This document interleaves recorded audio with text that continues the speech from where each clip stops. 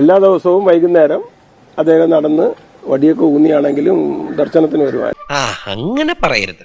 വടിയൊന്നുമല്ല, നിത്യപൂജകൾക്കായിട്ട് അച്ഛൻ ക്ഷേത്രത്തിന്റെ നിത്യപൂജകൾക്ക് വേണ്ടി അച്ഛൻ പൂജകളെല്ലാം കഴിഞ്ഞതിന് ശേഷമാണ് സമാധിയിലേക്ക് എത്തുന്നത്. മാനസിക രോഗികളാണല്ലോ. ആരോഗ്യം നല്ല കിടരോഗിയുടെ ഒരു ശരീരപുഷ്ടിയും ഒരു കുറവില്ല എന്ന് വെച്ചാൽ അവനെ ഇടിച്ചു താഴ്ത്തിയുള്ള നിന്റെ സംസാരം അല്പം കൂടുന്നുണ്ട്. പ്രായം അനുസരിച്ചുള്ള കാഴ്ചക്കുറവ്, അനുസരിച്ചുള്ള ഇങ്ങനെ വെപ്രാളപ്പെട്ട് നടക്കാൻ പറ്റില്ല, അത്ര വ്യത്യാസമുള്ള. അല്ലാതെ ഒരു നല്ല സ്മൂത്ത് ആയ ആഹാരം തന്നെ അവര് കഴിച്ചത്. വെറുതെ ചിരിപ്പിക്കരുത്. ഇല്ല, ഒരിക്കലും ഒരു കൊതു കടിക്കാൻ ഞങ്ങൾ അനുവദിച്ചിട്ട്.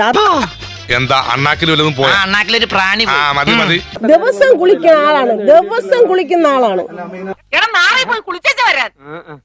അമ്മയുടെ പിണ്ണതയിലോ ഇരിക്കുന്നേ?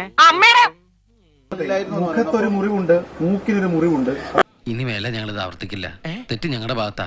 സോറി. പണ്ട് ഇങ്ങനെ എന്തോ ഇവിടെ തട്ടി ചെറിയ ഒരു തഴമ്പാണത്, മുറിവല്ല. അത് എന്തിനാണ് സുഹൃത്തെ എന്നോട് ഒളിച്ചു പിടിക്കുന്നത്? മരം തടിയെടുത്ത് ചുമന്ന് ആ ക്ഷേത്രമാണ്. നിങ്ങൾക്ക് ഒന്നും പറഞ്ഞാൽ മനസ്സിലാവില്ല.